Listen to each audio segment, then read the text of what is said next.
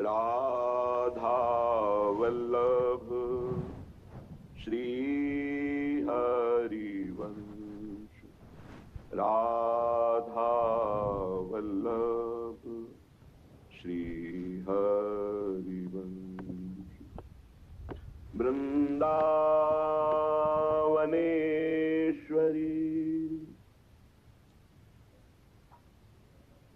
तवैव पदारविन्दम् प्रेमामृतैकमकरन्द रसौघपूर्णम् हृद्यर्पितं मधुपते स्मर्तापमूत्रम् निर्वापयत् परं शीतलमाश्रयामि, परं शीतलमाश्रयामि।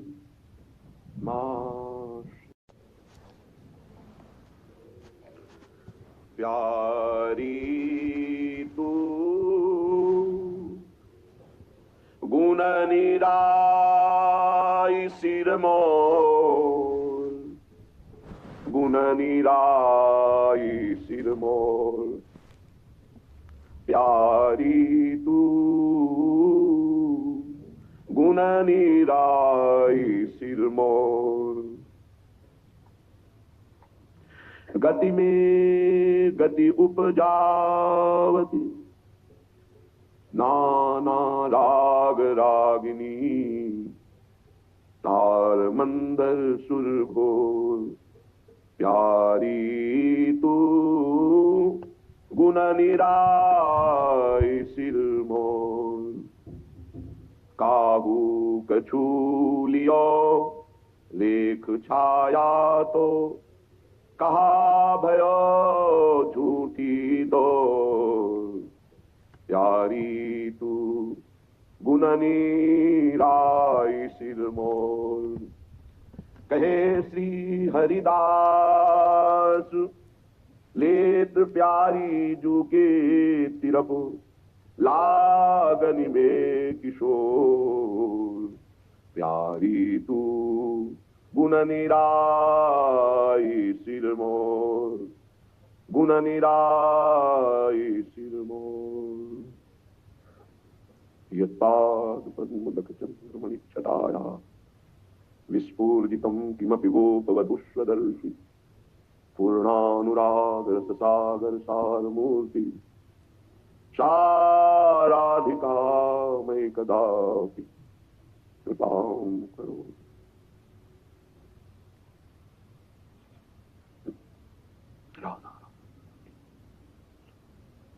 कैसी भी परिस्थिति हो, बाहरी या आंतरिक, उपासक को संतुष्ट रहना चाहिए। संतुष्टा एन केनवा। अंतःकरण को संतुष्ट रखना ये सबसे बड़ी सावधानी है। संतुष्ट रहने से किसी भी द्वंद्व का स्पर्श उपासक को उपासना से विलग नहीं कर पाता, चाहे जैसी परिस्थिति हो। प्रारब्धानुसार मानो या इष्ट देव के विधान के अनुसार मानो, जैसी भावना बने। बाहरी परिस्थिति व्यवहार की या आंतरिक परिस्थिति अंतःकरण की, दोनों में साधक को बहुत गंभीर और संतुष्ट रहना चाहिए। जो ही प्यारो करे सोई मुझे भावे। ऐसा ना हो कि किसी परिस्थिति के बदलने में सारा भजन का प्रयास कर बैठे कि हमारे अनुकूल वास मिले, अनुकूल भोजन मिले, अनुकूल प्रणाम नमस्कार स्तुति वंदना, हमें सब भजनानंदी भगवत प्रेमी महात्मा माने, या हमारा अंतःकरण विविध प्रकार के चमत्कारों से भर जाए। अभी स्थिति हमारी बहुत विषयाकार है, पता नहीं भजन में कोई ताकत है या नहीं, फल है या नहीं। ऐसी विचारधाराएं साधक को गिरा देती हैं। अर्थात जिस अध्यात्म की दिव्यता में पहुंचना है, वहां पहुंचने के लिए वृत्ति बहुत खतरनाक है, क्योंकि कुछ समय बाद उब जाएगा और परमार्थ से हटकर मनोरंजन करने लगेगा। संतुष्टा एन केनवा। कैसी भी परिस्थिति हो, अपने आराध्य देव का हृदय से आश्रय है। नहीं भजन में मन लग रहा, नहीं हमारे हृदय में आनंद है, विषय चिंतन हो रहा है, धैर्य धारण करो। ये आगमा पाइनो अनित्यास तास्तितिक्षस्व भारत। ये आने जाने वाली वृत्तियों से दुखी सुखी होना संसारियों का लक्षण है। उपासक इन वृत्तियों से ही तटस्थ रहता है साक्षी मात्र रहता है, वृत्तियों का भोक्ता नहीं बनता। जो इन वृत्तियों का भोक्ता बन जाता है वो पतित हो जाता है। जो इन वृत्तियों का साक्षी रहता है वो गंभीर शांत रहता। स्थितिचस्व भारत, क्योंकि आगमा पाइनो आने जाने वाले अनित्य, ये नाशवान टिकाऊ नहीं है। घबराओ मत, चले जाएंगे। ये सूत्र है उपासना का, संतुष्टा एन केनवा। अंतःकरण की कैसी भी स्थिति हो या बाहर की कैसी भी परिस्थिति हो, दोनों में उपासक संतुष्ट है एन केनवा। कितना संतुष्ट?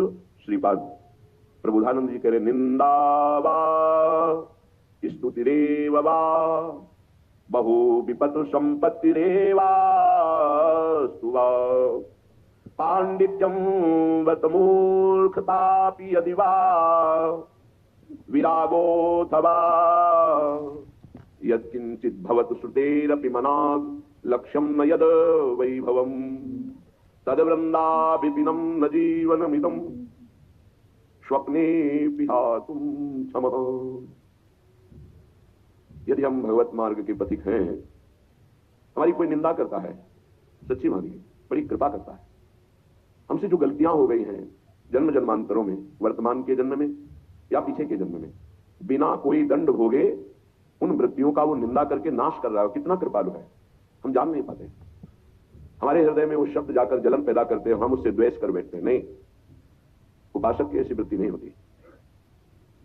निंदक नियरे राखिए आंगन कुटी छवाए। भगवान कृपा करे कि निंदक हमारे पास ही रहे और हमारी एक एक वृत्ति को बड़ी सूक्ष्मता से वो देखें, और जहां उनको त्रुटि लगे वे उसकी निंदा करें, तो हमारा जीवन धन्य हो जाएगा। बिना किसी साबुन के, बिना किसी पानी के वो हमारे अंतःकरण को निर्मल कर देते। निर्मल करे शोभाए। भगवान की कृपा मनाए जब अपनी निंदा को, बस उसमें यह देखना है ये जो वास्तविक जो निंदा की जा रही है वो दोष हमारे अंदर है, निरीक्षण करें। यदि है तो प्रसन्न हो कि भगवान इनकी वाणी में बैठ करके हमारे आंतरिक दोषों को हमें दिखा रहे हैं। धन्यवाद, हम अपने इन दोषों का भगवत भजन के द्वारा नाश करेंगे और आपको प्रणाम करते हैं कि जो हम नहीं देख पा रहे थे आपने देखा और वर्णन किया। यदि ऐसा नहीं है तो निश्चित समझो आपके प्रारब्ध का बिना भोगे वो नाश कर रहा है जो आपकी निंदा कर रहा है। तो आपकी आध्यात्मिक उन्नति अवश्य होगी यदि विरोध न करे निंदक का। तो स्तुति प्रशंसा ये बहुत प्रिय लगती है और उपासक के भजन वृत्ति का ये नाश करती है, देहाभिमान को पुष्ट करती है, साधन को चौपट करती है। अगर कहीं अपने सामने अपनी कोई स्तुति करे, प्रशंसा करे, तो हृदय में बिल्कुल हर्ष नहीं होना चाहिए और बुरा मानना चाहिए कि ऐसा क्यों बोल रहा है। नहीं बोलना चाहिए, मैं इस योग्य नहीं हूं, मैं बहुत अधम हूं, ऐसा हृदय में चलना चाहिए। वो बाहर बोल रहा है उसकी बातें सुननी नहीं चाहिए, निंदा सुननी चाहिए। हृदय में जो जलन होगी उससे पाप नष्ट होगा। स्तुति यदि सुनी तो हर्ष होगा, पुण्य नष्ट होंगे, भजन वृत्ति क्षीण होगी, अहंकार पुष्ट होगा। इसीलिए सम्मानम कल्याति घोर गरलम, सम्मान स्तुति प्रशंसा को घोर विष समझे तभी उपासना परिपक्व होती। श्रीपाद कह रहे बहु विपत संपत्ति रेवास्तुवा, बहुत तरह की विपत्ति घेर ले, शारीरिक मानसिक व्यवहारिक, बेपरवाह रहो। यदि आपके हृदय में नाम चल रहा है तो हरि स्मृति सर्व विपद विमोक्षणम। कोई भी विपत्ति आपका बाल मका नहीं कर सकती, चाहे बाहरी हो, चाहे आंतरिक हो, चाहे शारीरिक हो। यदि भगवत स्मृति का तार चल रहा है तो सबसे बड़ी विपत्ति हनुमान जी महाराज भगवत विस्मरण को कह रहे हैं। कहा हनुमंत विपत्ति प्रभु सोई, जब तो सुमिरन भजन न होई।